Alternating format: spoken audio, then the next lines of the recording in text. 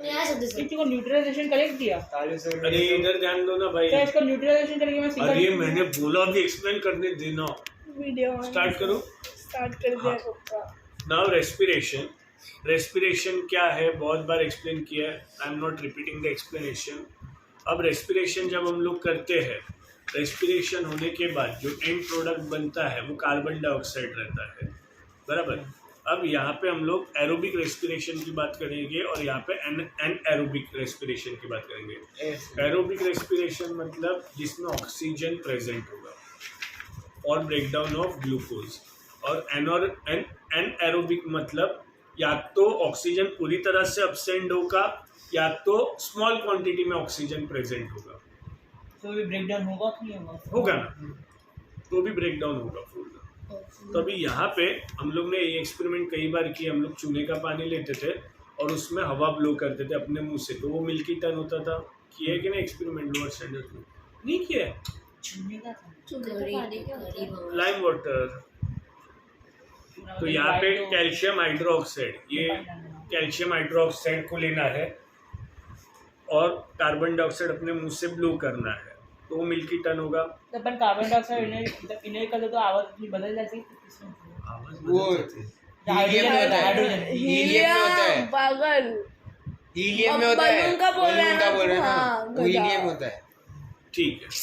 अब ये वाले यहाँ पे देखो, यहाँ पे मुंह से एयर ब्लो किया है और यहाँ पे अपन ने ऐसा हवे पिचकारी लिया और हवा भरा है, पानी नहीं, ऐसे हवा भरा है और फिर बाद में वो ब्लो किया है इसमें।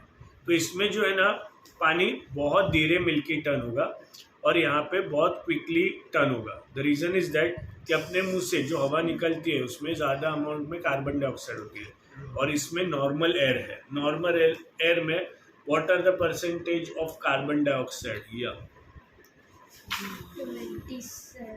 कार्बन डाइऑक्साइड इतना मर जाएगा।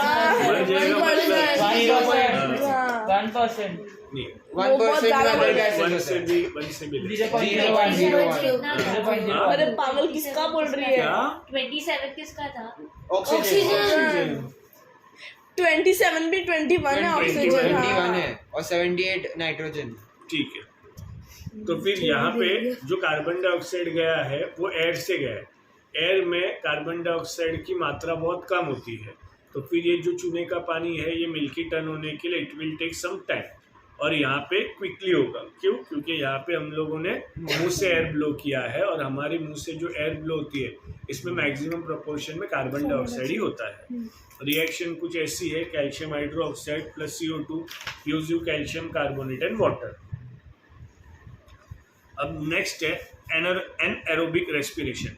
एनएरोबिक रेस्पिरेशन में क्या करना है? फ्रूट जूस लेना है, ऐसे एक ट्यूब लेना है और यहाँ पे एक वापस चूने का पानी लेना है। क्या लिया? फ्रूट जूस लिया है एक ग्लास में, ग्लास को सील किया है, सील करके एक छोटा सा होल किया है, होल से एक ट्यूब लिया है ऐसा और ये ट्यूब को यहाँ पे हम लोग चूने के पानी में रखा है। तो अभी यहाँ पे जब फ्रूट जूसेस का ईस्ट ब्रेक डाउन करेंगे, यहाँ पे कोई ऑक्सीजन अवेलेबल नहीं है क्योंकि ये एयर टाइट कंटेनर है। तो हम लोगों ने ईस्ट लिया, थोड़ा सा डाला इसमें, यहाँ पे भी फ्रूट जूस ले, तेरा इडली का बैटर ले, कुछ भी ले, और फिर वहाँ पे वो लोग क्या करते हैं? रेस्पिरेशन करते हैं। मैंने कल एक्सप्लेन किया था, बैटर फूल जाता है। वहाँ पे जो रेस्पिरेशन करते हैं वो कौन रेस्पिरेशन करते हैं? बम सारे उसको आंसर देने देना, हाथ ऊपर करो जिसको पता है। माइक्रो ऑर्गेनिज्म रेस्पिरेशन करते हैं। वो किस तरह से रेस्पिरेशन करते हैं? क्यों नहीं पता? दीप कल करा है, बोल। सर वो लोग कॉम्प्लेक्स शुगर लेते हैं, फिर जब बॉडी से निकालते हैं फिर सिंपल शुगर पे नहीं, बाहर ही ब्रेक डाउन करके अंदर डाइजेस्ट हो जाता है। प्रोडक्ट अंदर लेते हैं सर, मतलब पहले अंदर लेते फिर नहीं, वो दूसरे बाहर ब्रेक डाउन करते फिर अंदर। हाँ, बाहर ब्रेक डाउन करते हैं और वो अंदर लेते हैं। सिंपल प्रोडक्ट्स को अंदर लेते हैं, मतलब वो भी रेस्पिरेशन कर रहे हैं, उनको भी एनर्जी चाहिए जिंदा रहने के लिए, वो भी रेस्पिरेशन कर रहे हैं but in absence of oxygen कर रहे हैं। इन एब्सेंस ऑफ ऑक्सीजन। तो रेस्पिरेशन करेंगे तो कार्बन डाइऑक्साइड तो रिलीज होगा, जो कार्बन डाइऑक्साइड रिलीज होगा ये लाइम वाटर में जाएगा तो वापस मिल्की टर्न होगा। इस एक्सपेरिमेंट से हमें ये पता चलता है कि भले हम लोग ऑक्सीजन वाला रेस्पिरेशन करें, विदाउट ऑक्सीजन वाला है, लेस अमाउंट ऑफ ऑक्सीजन वाला। अब यहाँ पे जब फ्रूट जूस लिया है, भले तू एयर टाइट कंटेनर से उसे सील कर दे, फिर भी थोड़ा तो ऑक्सीजन ट्रेसेस में रहेगा ही ना। हाँ, ऐसी जगह रहती है जो तेरा बायोगैस प्लांट वगैरह रहता है, वहाँ पे बिल्कुल ऑक्सीजन नहीं रहता, नहीं रहता वहाँ पे ऑक्सीजन जाने का स्कोप ही नहीं है ना। बायोगैस प्लांट मतलब पता ना, स्लरी ये सब अपन करते हैं, वो सब उधर जाता है उस कंटेनर में और वहाँ पे उसका ब्रेक डाउन होता है। बोला ना 2 नंबर समझा ना। तो अपना टॉयलेट जो रहता है एक कंटेनर को अटैच रहता है, ये सब वहाँ पे चला जाता है, वहाँ पे कोई ऑक्सीजन की गुंजाइश ही नहीं होती। तो वहाँ पे टोटली इन एब्सेंस ऑफ ये होता है, क्या बोलते हैं, ऑक्सीजन रेस्पिरेशन होता है। रेस्पिरेशन मैंने कई बार एक्सप्लेन किया, मैं वापस एक्सप्लेन करता हूँ। प्लांट हो, एनिमल हो, कोई भी ऑर्गेनिज्म हो, कोई भी ऑर्गेनिज्म हो, वो जब रेस्पिरेशन करेगा तो कार्बन डाइऑक्साइड या पायरुवेट, ठीक है, कार्बन डाइऑक्साइड ये प्रोडक्ट बनेगा ही। एरोबिक रेस्पिरेशन में ज़्यादा अमाउंट ऑफ कार्बन डाइऑक्साइड होता है। ओके, अब तुम्हें पता है ग्लूकोज जो है ये क्या है, C6H12O6 बराबर।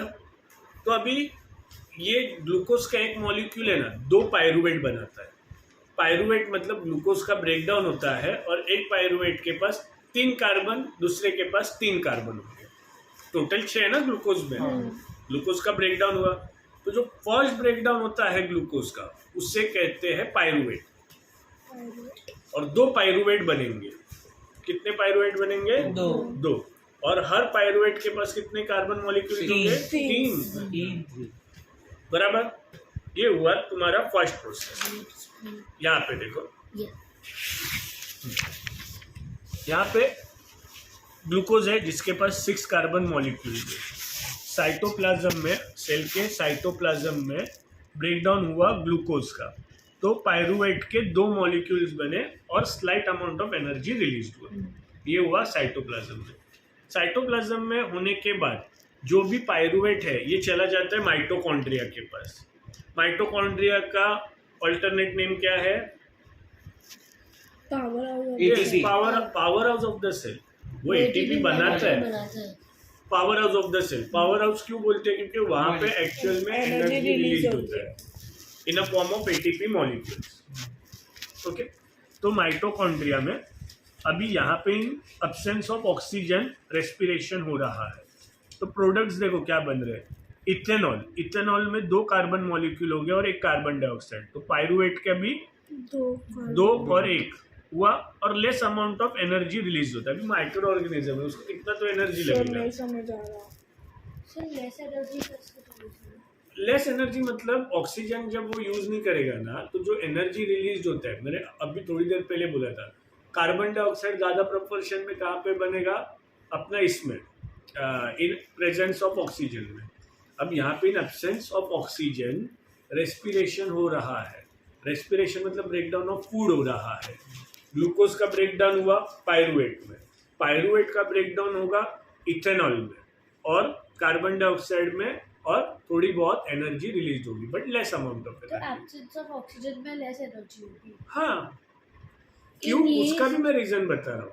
क्योंकि ये जो रहते हैं इन एब्सेंस ऑफ ऑक्सीजन, सिर्फ और सिर्फ माइक्रो ऑर्गेनिज्म ही रेस्पिरेशन करते हैं। मल्टी सेल्यूलर एक भी ऑर्गेनिज्म ऐसा नहीं है जो इन एब्सेंस ऑफ ऑक्सीजन रेस्पिरेशन करता है। सर इन ईस्ट मतलब जो अभी हम आपने एक्टिविटी समझे उसके लिए ईस्ट माइक्रो ऑर्गेनिज्म नहीं, ये जो आपने अभी एक्टिविटी समझाई इन ये वाली, हाँ, इन ये इसके बारे में बन, हाँ, इसके एनारोबिक रेस्पिरेशन में मैंने लिखा है, फोटो भी भेजे।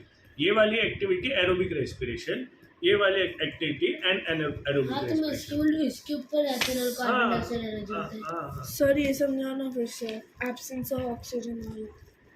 तू समझा?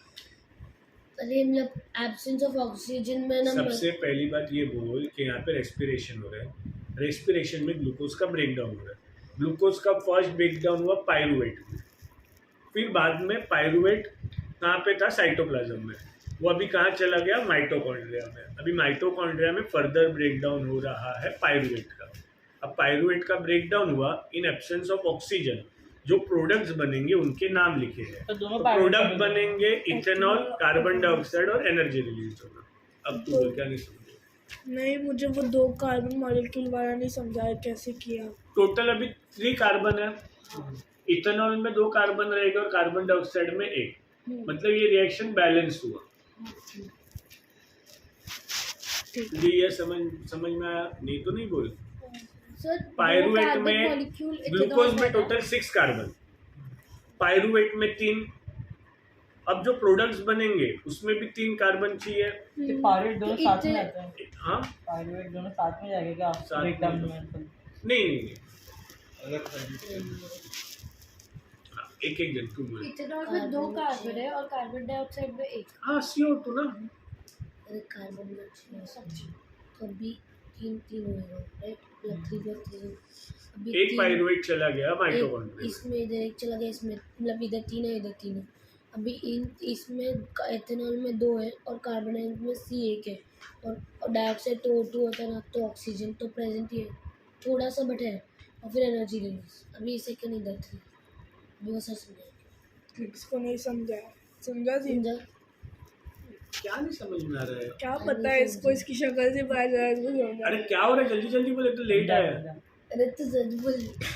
अरे क्या हुआ? बायट नहीं होगा अगर समझेगा नहीं तो। ग्लूकोज में कितने, ग्लूकोज का मॉलिक्यूलर फॉर्मूला बोल। कितने कार्बन है? 6 है। अब उसका ब्रेकडाउन हुआ तो 2 पायरुवेट बने, 3। अब एक पायरुवेट चला गया माइटोकॉन्ड्रिया में। अब उस पायरुवेट का फर्दर ब्रेकडाउन हो रहा है। ग्लूकोज का इनिशियल ब्रेकडाउन हुआ, अभी पायरुवेट का फर्दर ब्रेकडाउन हो रहा है। 2 पायरुवेट मत समझ, एक ही पायरुवेट समझ। एक पायरुवेट माइटोकॉन्ड्रिया में है, एक पायरुवेट में 3 कार्बन है। अभी उसका फर्दर ब्रेकडाउन हो रहा है। वर्ड पे फोकस कर, फर्दर, बाद में, वापस, उसके आगे ब्रेकडाउन होगा। वापस उसका जब ब्रेकडाउन होगा तो तेरे को 3 कार्बन को सेपरेट करना है। तो 2 चले गए इथेनॉल के पास, 1 आ गया कार्बन डाइऑक्साइड के पास। तो अपना रिएक्शन बैलेंस है ना। CO2 प्रेजेंट है ना ऑक्सीजन। एक मिनट तू। कार्बन डाइऑक्साइड में O2 तो 2 मॉलिक्यूल है। तो ऑक्सीजन के 2 होंगे। यहाँ पे मैं ऑक्सीजन की बात ही नहीं कर रहे, यहाँ पे कार्बन की बात हो रही है। ऑक्सीजन का कोई बात ही नहीं हो रहा है यहाँ पे। और तू अगर ऐसे समझ रहा है कि अगर सर बोल रहे कि इन एब्सेंस ऑफ ऑक्सीजन हो रहा है, बट फिर भी यहाँ पे ऑक्सीजन कहाँ से आया, तो let me make you clear, यहाँ पे सिर्फ ऑक्सीजन नहीं है, कार्बन डाइऑक्साइड में ऑक्सीजन है। कार्बन डाइऑक्साइड एंड सिर्फ ऑक्सीजन दोनों अलग अलग चीजें। जो ऑक्सीजन दिख रहा है रिएक्शन में, तो डोंट कंसीडर के वो जो ऑक्सीजन है वो इंडिविजुअल है। मैं जब O2 लिखूंगा तो ही वो ऑक्सीजन कहलाया जाएगा। रिएक्शन में वो किसी के साथ कंबाइंड फॉर्म में रहेगा तो उसके प्रॉपर्टीज ऑक्सीजन की तरह नहीं रहेगी। मैंने कई बार ये एग्जांपल दिया है, वाटर वाला। Hydrogen combustible gas, oxygen supports burning, but उनका कंपाउंड जो है इट एक्सटिंग्विशेस फायर। तो जब ऑक्सीजन इंडिविजुअल था तब उसकी प्रॉपर्टीज कुछ अलग थी, बट वो कंपाउंड स्टेज में चला गया तो उसकी प्रॉपर्टीज अलग हो जाएगी।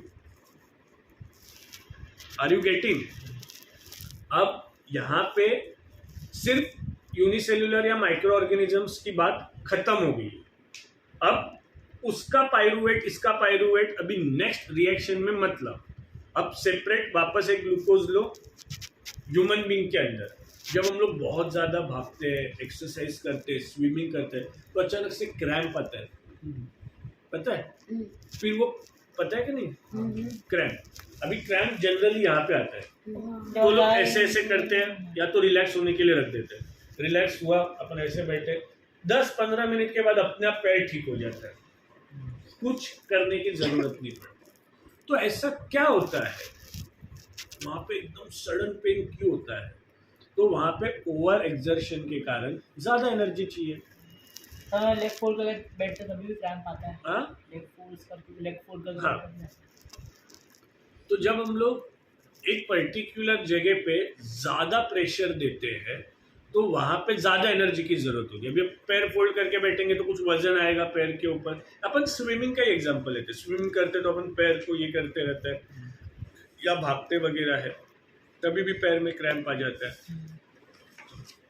तो होता क्या है, जब हम लोग ओवर एक्सर्शन करते हैं, ओवर प्रेशर देते हैं एक पर्टिकुलर रीजन पे, एक पर्टिकुलर जगह पे, तो वहां पे जो है लैक्टिक एसिड प्रोड्यूस हो जाता है। अब लैक्टिक एसिड प्रोड्यूस कैसे होगा? तो again due to the respiration.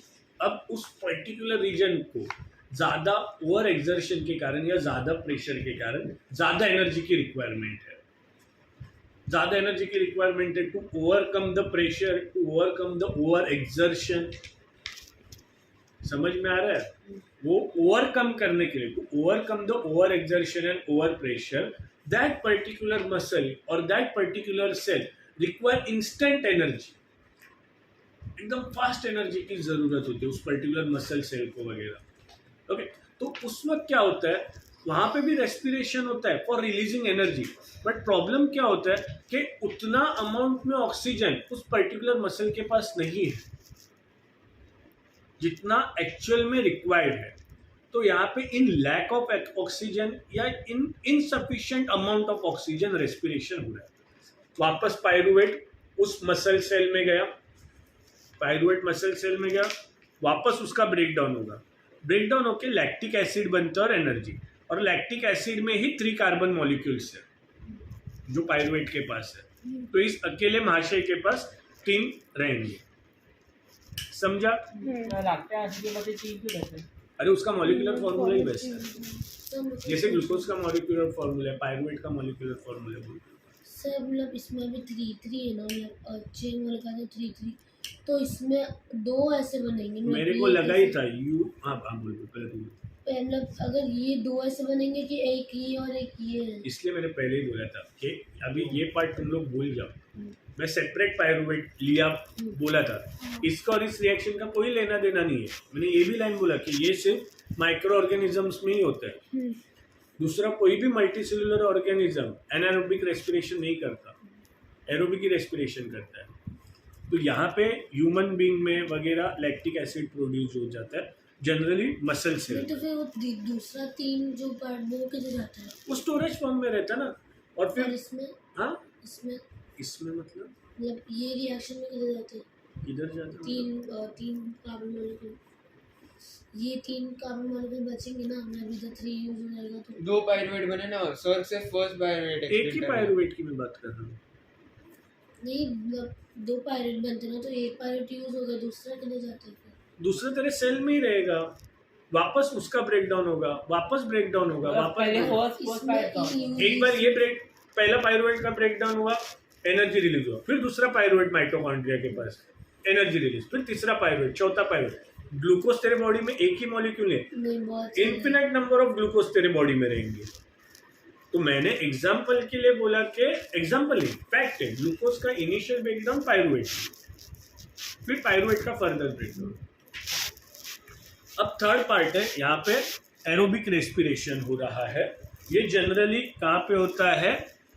Multicellular organism में, जहाँ पे ज़्यादा अमाउंट ऑफ एनर्जी की रिक्वायरमेंट है, ज़्यादा अमाउंट ऑफ एनर्जी की रिक्वायरमेंट है।